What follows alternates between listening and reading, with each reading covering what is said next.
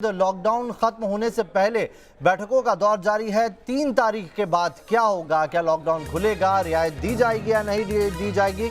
और अगर नहीं दी जाएगी तो कौन कौन से एरिया में नए नियम कायदे बनाए जाएंगे? इसी को लेकर अभी बैठकों का दौर चल रहा है। थोड़ी देर में फिर से प्रधानमंत्री आवास पर बैठक होने वाली है। आपको बता दें कि पहली बैठक में 2 घंटे तक मंथन हुआ है और उसमें अमित शाह, पीयूष गोयल, कैबिनेट सेक्रेटरी राजीव गाबा रहे हैं मौजूद। इधर विपिन रावत और पीएम के प्रिंसिपल सेक्रेटरी के साथ भी बैठक चल रही है। तो बैठकों का एक के बाद एक दौर चल रहा है और कैसे लॉकडाउन 2 जो है इसके बाद किस तरह की स्थिति होगी देश में,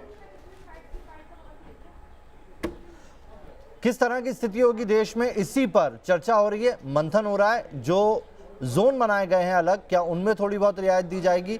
आइए जान लेते हैं। हमारे साथ हमारे संवाददाता रविकांत जुड़ गए हैं। रविकांत, लगातार मंथन चल रहा है मीटिंग्स के अंदर, लेकिन सबसे बड़ा सवाल यही है कि क्या रास्ता निकलेगा? क्या 3 तारीख के बाद देश की स्थिति कैसी रहने वाली है? लॉकडाउन रहेगा नहीं रहेगा?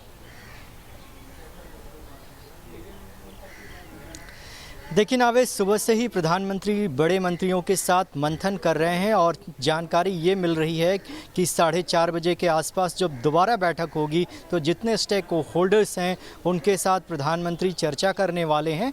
और इतना तो तय मानिए कि कुछ राज्य ऐसे हैं जो लगातार केंद्र से रिक्वेस्ट कर रहे हैं कि उनके स्टेट में लॉकडाउन को बढ़ाया जाए, वहाँ लॉकडाउन बढ़ने वाला है।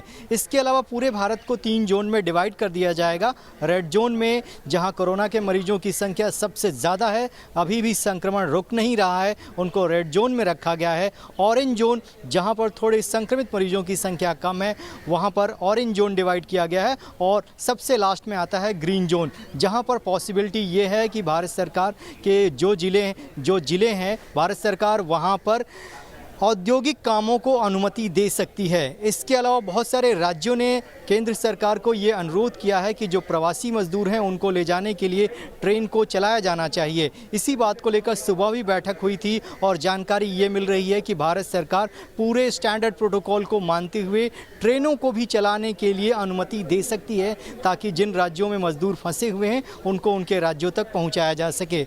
इसके अलावा सबसे बड़ी बात यह है कि अर्थव्यवस्था को पटरी पर कैसे लाया जाए, इस बात को लेकर भी प्रधानमंत्री चिंतित हैं और लगातार वो राज्यों के मुख्यमंत्रियों के साथ, केंद्रीय वित्त मंत्री के साथ वो बैठक कर रहे हैं। ऐसे में जानकारी ये मिली है कि प्राइवेट एयरलाइंस को ये कहा गया है कि वो अपने एम्प्लॉय को कहें कि वो काम पर लौटें, अगर प्रधानमंत्री कार्यालय मंजूरी देता है तो। ऐसे में सूत्र ये जानकारी दे रहे हैं कि 10 मई के बाद भारत के अंदर जो विमान का परिचालन है उसको भी प्रारंभ किया जा सकता है। तो कुछ छूट जरूर मिलेगी, लेकिन मतलब कई ऐसी महत्वपूर्ण चीजें हैं जिन पर इस वक्त चर्चा हो रही है और एक खाका तैयार किया जा रहा है कि जो लॉकडाउन 2.0 है उसके बाद किस तरह से देश में स्थिति रहने वाली है। बहुत बहुत शुक्रिया आपका।